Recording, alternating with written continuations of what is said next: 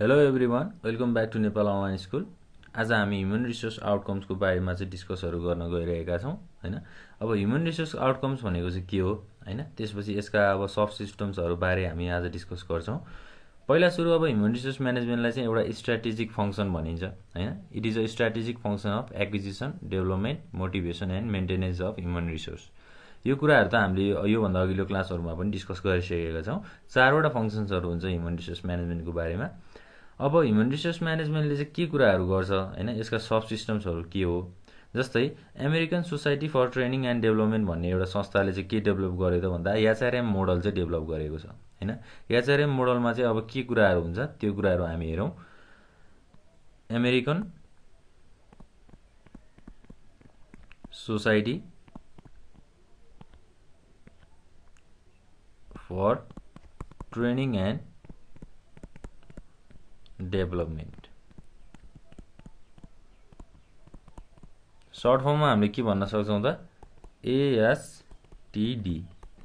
It has develop the HRM model which integrates the following sub system of human resource management. Human resource म्यानेजमेन्टको sub सिस्टम्सहरूबारे हामी हेरौँ थोरै।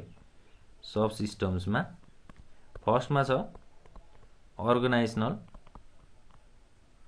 Development, भनेको कुनै पनि संस्थाको डेभलपमेन्ट अथवा विकास होइन, संस्थाको विकास गर्ने काम।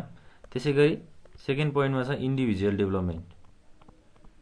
इन्डिभिजुअल डेभलपमेन्ट भनेको चाहिँ कुनै पनि एउटा व्यक्तिको विकास होइन। व्यक्तिको विकासहरूमा के आउँछ त, उसको लिभिङ स्ट्यान्डर्डहरू बढ्ने होइन, त्यसै गरी उसको स्यालेरीहरू बढ्ने, त्यो विकासहरूलाई हामीले इन्डिभिजुअल डेभलपमेन्ट भनेर भन्छौँ। त्यसै गरी अब थर्ड नम्बरमा जाउँ। थर्ड नम्बरमा भनेको करियर डेभलपमेन्ट।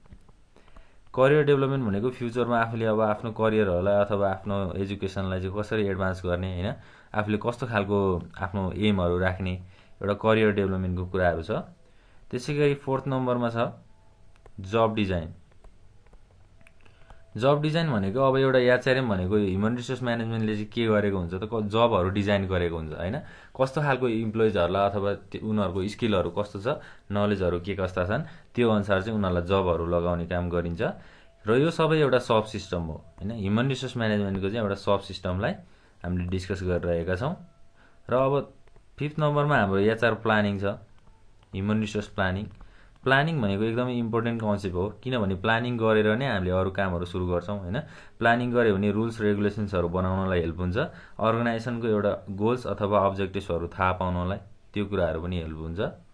त्यसै गरी अब सिक्स नम्बरमा सेलेक्सन एन्ड स्टाफिङ होइन। अब स्टाफहरूलाई सेलेक्ट गर्ने र स्टाफहरूलाई अब कामहरू लगाउने होइन। जस्तै अब कुनै पनि संस्था अर्गनाइजेसनमा के हुन्छ त, नयाँ नयाँ इम्प्लोइजहरूले चाहिँ अब भ्याकेन्सी अनुसार उनीहरू इन्ट्री गर्न खोज्छन् होइन।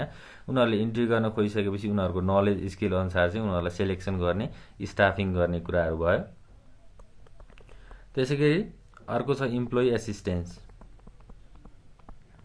अब इम्प्लोइ एसिस्टेन्स भनेको चाहिँ इम्प्लोइजहरूलाई एसिस्ट गर्ने होइन, उनीहरूले गरेको मिस्टेकहरूमा उनीहरूको प्रब्लमहरूलाई थाहा पाउने र उनीहरूको प्रब्लमहरू सल्भ गरिदिने।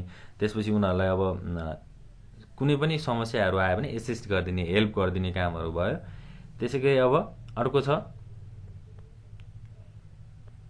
हाम्रो union labour relations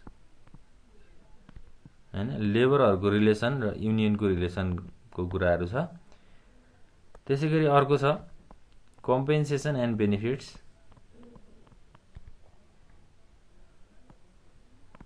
compensation and बेनिफिट्सको कुराहरू भयो।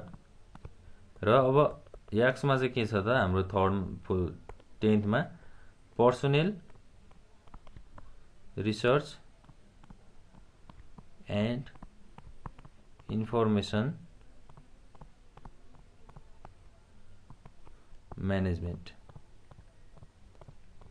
होइन। पर्सनल रिसर्च भनेको कुनै पनि एउटा व्यक्तिको रिसर्च अथवा इन्फर्मेसनको म्यानेजमेन्ट गर्ने होइन, इन्फर्मेसनहरूलाई चाहिँ म्यानेज गर्ने कुराहरू। र यो सबै एउटा के हो त, हाम्रो sub systems of human resource management, HRM model, HRM model भनौँ न होइन। यो कुराहरू छ। यो कुराहरूलाई हामीले पोइन्ट वाइज बुझ्दा पनि राम्रो हुन्छ हैन। सजिलो हुन्छ। अब ह्युमन रिसोर्स म्यानेजमेन्टको बारेमा चाहिँ हाम्रो यसका आउटकम्सहरू हामीले डिस्कस गर्न खोजेका थियौँ होइन। हाम्रो टपिक के रहेको थियो त, ह्युमन रिसोर्स आउटकम्स। अब आउटकम्सहरूमा चाहिँ हाम्रो 3टा आउटकम्सहरू छ ह्युमन रिसोर्स म्यानेजमेन्टको, जुन चाहिँ हामी डिस्कस गर्छौँ। आउटकम्स अफ ह्युमन रिसोर्स म्यानेजमेन्टको जस्तै अब फर्स्टमा चाहिँ क्वालिटी अफ वर्क लाइफ, जसलाई हामीले सर्ट फर्ममा के पनि लेख्न सक्छौँ त, QWL भनेर पनि लेख्न सक्छौँ। अब क्वालिटी अफ वर्क लाइफ भनेको चाहिँ के कुरामा कन्सर्न छ भने, यो भनेको चाहिँ के हो त भन्दा the working relationship between employees and the total working environment भनेको कुनै पनि एउटा संस्थाको वर्किङ इन्भाइरोमेन्ट र इम्प्लोइजको रिलेसन होइन। इम्प्लोइहरू त्यो कुराहरूमा फिट छन् कि छैनन् होइन, त्यो अर्गनाइजेसनको इन्भाइरोमेन्टहरू उनीहरूलाई सुट गरिरहेको छ कि छैन, यस्तो कुराहरूको प्रोसेसमा कन्सर्न गर्ने कुराहरू चाहिँ हामीले क्वालिटी अफ वर्क लाइफ भनेर भन्छौँ। काम गर्दाखेरि चाहिँ अब कस्तो खालको इन्भाइरोमेन्टहरू क्रिएट भइरहेको छ त्यो कुराहरू भयो। अब क्वालिटी अफ वर्क लाइफ राम्रो भयो भने चाहिँ के हुन्छ त भन्दा it makes job more interesting होइन। काम गर्नको लागि अथवा जब चाहिँ मोर इन्ट्रेस्टिङ हुन्छ, च्यालेन्जिङ हुन्छ होइन एकदमै। अनि त्यसपछि satisfying through the development of efficient working relationships होइन। काम गर्ने शैलीलाई, काम गर्ने रिलेसनसिपहरू इफिसियन्ट भइसकेपछि के हुन्छ त, सेटिस्फाइड हुन्छन् होइन, इम्प्लोइजहरू सेटिस्फाई हुन्छन् र उनीहरूको डेभलपमेन्ट हुन्छ। डेभलपमेन्ट होइन, रिलेसनसिप डेभलप गरिसकेपछि उनीहरू सेटिस्फाइड हुन्छन्। मेन पर्पज चाहिँ यही हो। क्वालिटी अफ वर्क लाइफको मेन पर्पज भनेको चाहिँ त्यही नै हो है। ल अब क्वालिटी अफ वर्क लाइफले चाहिँ कस्तो खालको कुराहरूमा कन्सिस्ट गरिरहेको हुन्छ होइन। इट कन्सिस्ट अफ के कुराहरू कन्सिस्ट भइरहेको हुन्छ त, इट कन्सिस्ट अफ इकोनोमिक रिवार्डहरू होइन, त्यसै गरी safety, good working environment,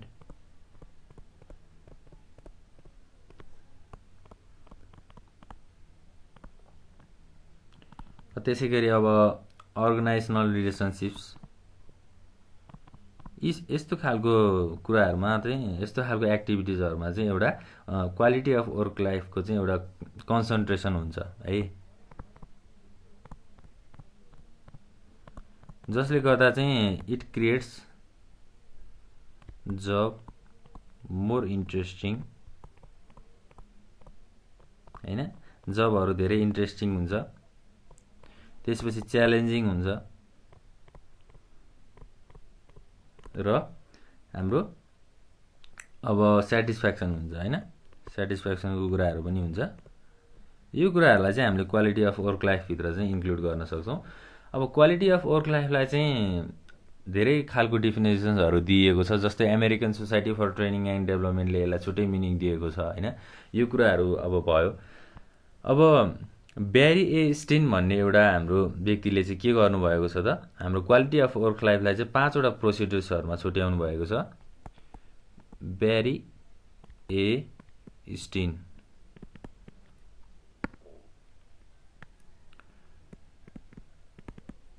has provided following 5 procedures। Quality of work लाइफको चाहिँ 5वटा प्रोसिड्युर्सहरू छ। प्रोसिड्युर्स भनौँ अथवा पोलिसी भनौँ, जे भन्दा पनि हुन्छ। फर्स्टमा के छ त हाम्रो अटोनोमी। अब अटोनोमी भनेको चाहिँ के हो त, it is concern with the amount of freedom that the employees can exercise and enjoy in their job होइन। अब यो भनेको चाहिँ के हो त, एउटा इम्प्लोइको चाहिँ अब फ्रिडम होइन, कति अमाउन्टमा उनीहरूले फ्रिडम लिने होइन, उनीहरूले एक्सर्साइज गर्ने, अब उनीहरूको जबहरूलाई इन्जोय गर्ने भन्ने कुराहरू हो। When the employees are allowed to set their working schedules and working hours there exist more autonomy भनेको अब इम्प्लोइजहरूलाई चाहिँ उनीहरूको आफ्नो कामहरू सेड्युल गर्न होइन, आफ्नो वर्किङ आवरहरू सेड्युल गर्न एउटा अलाउ गरिसकेपछि, एउटा पर्मिसन दिइसकेपछि के हुन्छ त त्यहाँ अटोनोमीको कुराहरू एक्जिस्ट हुन्छ। अटोनोमी भनेको एउटा सिङ्गल डिसिजन भनेर भन्न सक्छौँ हामीले। सिङ्गल डिसिजन लिने प्रोसेसलाई अटोनोमी पनि भन्न सक्छौँ। Hence it involves employees participation in decision making, होइन। अब इम्प्लोइहरूले आफ्नो डिसिजन आफै लिन सक्छन् यस्तो भइसकेपछि। र अब के आउने भयो त त्यहाँ इम्प्लोइ पार्टिसिपेसनको कुराहरू आउने भयो, होइन। उनीहरूले आफ्नो जबको वर्किङ आवर्सहरू, आफ्नो सेड्युलहरू आफैले म्यानेज गर्न सक्छन्। त्यो कुराहरू चाहिँ हाम्रो अटोनोमीमा आउँछ। त्यसै गरी सेकेन्डमा छ रिकग्निसन। अब रिकग्निसन भनेको के हो त? It is concern with being valued by the others in the organisation, होइन। अर्गनाइजेसन अथवा संस्थामा अरूले आफ्नो भ्याल्युहरू देख्ने, होइन, आफूलाई रेस्पेक्ट गर्ने, त्यो कुराहरू, आफ्नो काम अनुसार आफूलाई रेस्पेक्ट गर्ने कुराहरू। अब an individual contribution to the organisation is noticed and appreciated by the management, होइन। इन्डिभिजुअलको कन्ट्रिब्युसन, उसले गरेको काम, उसको 100% इफोर्टलाई चाहिँ के हुन्छ त एउटा अर्गनाइजेसन, संस्थाले चाहिँ नोटिस गरिरहेको हुन्छ र एप्रिसिएट गरिरहेको हुन्छ। अब एप्रिसिएट के तरिकाले गर्छ त? उसले आफ्नो कामहरू दिइसकेपछि, आफ्नो 100% डेडिकेसन दिइसकेपछि उसलाई सर्टेन सर्टिफिकेटहरू प्रोभाइड गर्ने, होइन, उनीहरूलाई रिवार्ड दिने। इन्डिभिजुअल कन्ट्रिब्युसनलाई चाहिँ हामीले रिकग्निसन पनि हुन्छ। यो कुराहरू चाहिँ क्वालिटी अफ वर्क लाइफको चाहिँ हाम्रो प्रोसिड्युर्सहरू हो। त्यसै गरी अब थर्ड नम्बरमा छ बिलङ्गिङ्स। अब बिलङ्गिङ्स भनेको चाहिँ के हो त? बिङ पार्ट अफ दि अर्गनाइजेसनको एउटा पार्ट हो भनेर रिकग्नाइज गर्ने, होइन। It is closely tied to recognition. जस्तै value and regards employees as a valuable part of the company, होइन। अब इम्प्लोइजको भ्यालुहरू, रिगार्ड्सहरूलाई चाहिँ कम्पनीले के गरेको हुन्छ त एउटा भ्यालुएबल पार्ट, होइन, एउटा मिनिङफुल अथवा एउटा एकदम महत्त्वपूर्ण कुराहरू भनेर भन्न सक्छौँ हामी। जस्तै इक्जाम्पलमा लिउँ, if you have the sense of belonging you share the organization's values to others, होइन। You are regarded as a valuable part of it भनेको अब आफू चाहिँ एउटा बिलङ्गिङनेस छु, म यो अर्गनाइजेसनमा छु भनेर एउटा सेन्स भइसकेपछि, एउटा फिलिङ्स भइसकेपछि के हुन्छ त त्यो अर्गनाइजेसनको आफूले भ्यालुजहरू सेयर गर्न सक्छौँ, होइन। अर्गनाइजेसनको शैलीहरू, अर्गनाइजेसनको एडभान्टेजहरू, होइन, त्यसपछि राम्रो कुराहरू चाहिँ हामीले एकअर्काबीच सेयर गर्न सक्छौँ। जसले गर्दा के हुन्छ त अब इम्प्लोइजहरूलाई चाहिँ एउटा रिलेसनसिप पनि बढाउने र उनीहरूको भ्यालुहरू पनि बढाउने कामहरू रिकग्निसन हुन्छ भनेर भन्न सक्छौँ, है। बिलङ्गिङ्सलाई चाहिँ हामीले क्लोजली अब रिकग्निसन हो भनेर पनि कुराहरू गर्न सक्छौँ। त्यसै गरी थर्ड नम्बरमा छ प्रोग्रेस एन्ड डेभलपमेन्ट, होइन। प्रोग्रेस एन्ड डेभलपमेन्टको कुराहरू। प्रोग्रेस त हुने नै भयो। प्रोग्रेस भनेको अब इनिसियल रिवार्डहरू अभाइलेबल गरिसकेपछि अब के हुन्छ त जस्तै च्यालेन्जिङ जब एन्ड अपर्च्युनिटिजहरू हुनसक्छ। त्यसपछि अब के हुन्छ त च्यालेन्जिङ जबहरू भइसकेपछि प्रोग्रेस एन्ड डेभलपमेन्ट हुन्छ, वर्किङ रिलेसनसिपहरू हुन्छ, होइन। यो कुराहरू भयो। ल अब हाम्रो क्वालिटी अफ वर्क लाइफभित्र 5वटा थियो। त्यसै गरी अब 5th नम्बरमा के छ त एक्सटर्नल रिवार्ड्स।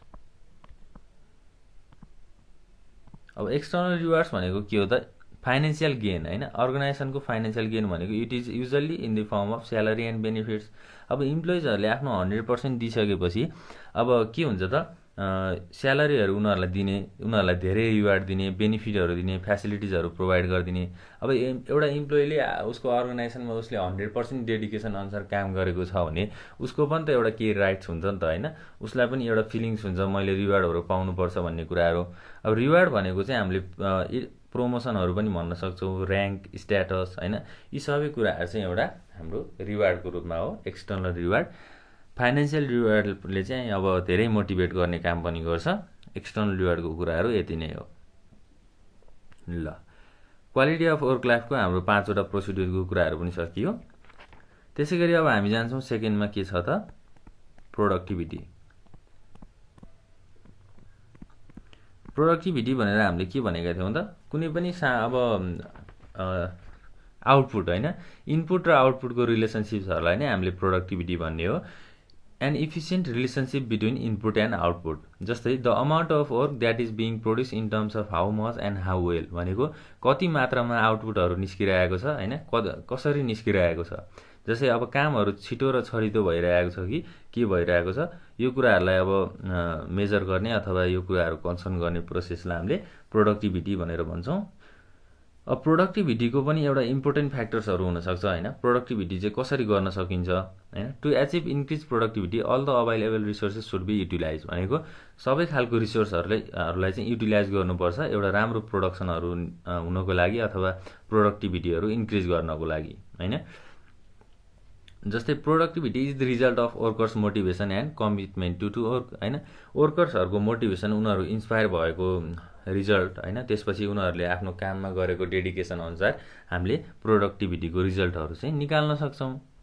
प्रोडक्टिभिटीको अब इम्पोर्टेन्सहरू पनि हामी हेर्छौँ। प्रोडक्टिभिटीको डिफिनेसन चाहिँ हामीले बुझि नै हाल्यौँ होइन। Efficient relationship between input and output, त्यति बुझ्दाखेरि हुन्छ। अब इम्पोर्टेन्सहरू भन्दाखेरि हाम्रो प्रोडक्टिभिटीमा लगभग एउटा आउँछ क्यापिटल इन्भेस्टमेन्ट होइन। क्यापिटल इन्भेस्टमेन्ट भनेको अब जस्तै क्यापिटल इन्भेस्टमेन्ट गरिसकेपछि के हुन्छ त purchase of new machine and equipments which are necessary to produce the quality output. अब क्वालिटी गुड्सहरू क्वालिटी प्रोडक्टहरू उत्पादन गर्नको लागि के चाहिन्छ त नयाँ नयाँ मेसिन्सहरू चाहिन्छ, नयाँ नयाँ इक्विपमेन्ट्सहरू चाहिन्छ। त्यो कुराहरू कसरी किन्न सकिन्छ अथवा एउटा अर्गनाइजेसनमा कसरी पर्चेज गर्न सकिन्छ त भन्दा by the help of capital investment. Capital investment भनेको के हो त पैसाहरू लगानी गर्ने। अब अर्गनाइजेसनमा पैसा भएन भने नयाँ नयाँ इनोभेटिभ कुराहरू किन्न सकिन्छ सकिँदैन नि, जसले गर्दा हामीलाई प्रोडक्टिभ कुराहरू पनि उत्पादन गर्नलाई गाह्रो हुन्छ। त्यही भएर एउटा इम्पोर्टेन्ट फ्याक्टर भनेको क्यापिटल इन्भेस्टमेन्ट हो। त्यसै गरी सेकेन्ड नम्बरमा छ इनोभेसन। अब इनोभेसन भनेको चाहिँ के हो त process of generating and implementing new and innovative ideas होइन। नयाँ नयाँ आइडियाजहरू हामीले जेनेरेट गर्ने प्रोसेसलाई इनोभेसन भन्छौँ। जस्तै अब के हुन्छ त ideas should get initiative or priority in the organisation. कुनै पनि लेभलको इम्प्लोइजहरूसँग नयाँ नयाँ आइडियाहरू छ भने त्यो कुराहरू चाहिँ अब प्रायोरिटी हुनुपर्छ होइन, त्यसको चाहिँ रेस्पेक्ट हुनुपर्छ। अब इनोभेटिभ आइडियाज भयो भने के हुन्छ त उनीहरूले चाहिँ चान्स पाउनुपर्छ होइन। नयाँ नयाँ कुराहरू बनाउनको लागि अथवा नयाँ नयाँ कुराहरू उनीहरूले एक्सप्रेस गर्नको लागि चान्स पनि पाउनुपर्छ। इनोभेसनको कुराहरू भयो भने पनि प्रोडक्टिभिटी इन्क्रिज हुन्छ। त्यसै गरी थर्डमा छ लर्निङको कुराहरू होइन। लर्निङ भनेको के हो त एउटा सिक्ने फेज हो नि त होइन। अब अर्गनाइजेसनको प्रोडक्टिभिटीहरू बढाउनको लागि के गर्नु पऱ्यो त रिसोर्सेसहरू युटिलाइज गर्नु पऱ्यो फुल्ली। रिसोर्सेसहरू कसरी युज गर्ने भनेर इम्प्लोइजहरूलाई ट्रेनिङ दिनु पऱ्यो होइन, उनीहरूलाई डेभलपमेन्टको कुराहरू गर्नु पऱ्यो। अब इम्प्लोइजलाई रिसोर्सेस कसरी युज गर्ने भन्ने कुराहरूको ज्ञान छैन भने के हुन्छ त उनीहरूले प्रोडक्टिभिटीहरू राम्रो निकाल्न सक्दैनन् होइन, त्यो कुराहरूलाई युटिलाइज गर्न सक्दैनन् राम्रोसँग। त्यही भएर एउटा लर्निङ फेज पनि हामीले भन्छौँ। त्यसै गरी डीमा छ मोटिभेसनको कुराहरू। अब मोटिभेसन भनेको त सधैँ हामीलाई चाहिने नै भयो होइन। मोटिभेसन भयो भने इन्सपायर हुन्छ होइन। त्यसपछि काम गर्नको लागि धेरै शक्तिहरू आउँछ होइन, धेरै इच्छाहरू जागी हुन्छ। मोटिभेसनलाई अब हामीले एकदमै इम्पोर्टेन्ट फ्याक्टर भनेर पनि लिन सक्छौँ। मोटिभेसन भयो भने अब इम्प्लोइजहरू हाइली मोटिभेटेड भयो भने उनीहरूले कामहरू पनि धेरै गर्न सक्छन्। काम धेरै भयो भने के हुन्छ त अर्गनाइजेसनको प्रोडक्टिभिटी अवश्य नै बढ्छ। यो कुराहरू चाहिँ हाम्रो मोटिभेसनमा आउँछ। ल प्रोडक्टिभिटीको कुराहरू पनि सकियो। अब हामी 3 मा जान्छौँ। रेडिनेस टु चेन्ज भनेको चेन्ज हुनको लागि रेडी हुने भनेर भनेको है। नयाँ नयाँ खालको चेन्जहरू आयो भने त्यो अनुसार चाहिँ हामीले एड्याप्ट गरेर कामहरू सुरु गर्दै जानुपर्छ भनेर भनेको। जस्तै it is concern with an ability and ready to adjust in the changing environment होइन। अब अर्गनाइजेसनको स्ट्रक्चरहरू त चेन्ज भइरहेको हुन्छ। जस्तै मोडर्न वर्ल्डमा चाहिँ अब नयाँ नयाँ खालको इनोभेसनहरू भइरहेको हुन्छ होइन। नयाँ नयाँ खालको मार्केट स्ट्रक्चरहरू हुन्छ। त्यो मार्केट स्ट्रक्चर अनुसार चाहिँ अब अर्गनाइजेसनहरू चेन्ज हुँदै जानुपर्छ, इन्भाइरोमेन्टहरू चेन्ज हुँदै जान्छ। त्यो इन्भाइरोमेन्टहरू चेन्ज हुँदै गइसकेपछि अब के हुन्छ त एउटा अर्गनाइजेसनले चाहिँ के हुनुपर्छ त अर्गनाइजेसनमा अथवा ह्युमन रिसोर्स म्यानेजमेन्टमा चाहिँ के हुनुपर्छ त एबिलिटी र रेडी टु एडजस्ट होइन, एउटा एबिलिटी चाहिँ हुनुपर्छ। जस्तै organisational structure environment is ever dynamic and complex भनेको अर्गनाइजेसनको संस्थाको वातावरण चाहिँ जहिले पनि डाइनामिक हुन्छ, चेन्जेबल हुन्छ र कम्प्लेक्स हुन्छ होइन, एकदमै गाह्रो हुन्छ। जसको थ्रुमा चाहिँ हामीसँग एउटा एबिलिटी हुनुपर्छ, नलेज हुनुपर्छ। अब चेन्जिङ इन्भाइरोमेन्टसँग हामीले त्यो कुराहरू च्यालेन्जेसहरू फेस गर्दै गयौँ होइन, च्यालेन्जेसहरूलाई पुरा गर्दै गयौँ भने के हुन्छ त अर्गनाइजेसन पनि एउटा लेभलमा चाहिँ उसले राम्रो खालको आउटपुटहरू निकाल्न सक्छ। रेडिनेस टु चेन्ज, चेन्जिङ इन्भाइरोमेन्टसँग आफूले कामहरू गर्नु पर्यो। ल अब यही कुराहरू हो हामीले बुझ्नुपर्ने हैन, लगभग आउटकम्स अफ एचआरएमको कुराहरू थियो हैन। अब हामीले आज डिस्कस गर्ने टपिक भनेको लगभग यति नै हो। हामीले नेक्स्ट क्लासमा चाहिँ अब रिलेसनसिप हैन, क्वालिटी अफ वर्क लाइफको, प्रोडक्टिभिटीको र रेडिनेस टु चेन्जको रिलेसनसिपहरूको कुराहरू गर्छौँ। यति भन्दै नेपाल अनलाइन स्कुल बिदा चाहन्छ। Thank you.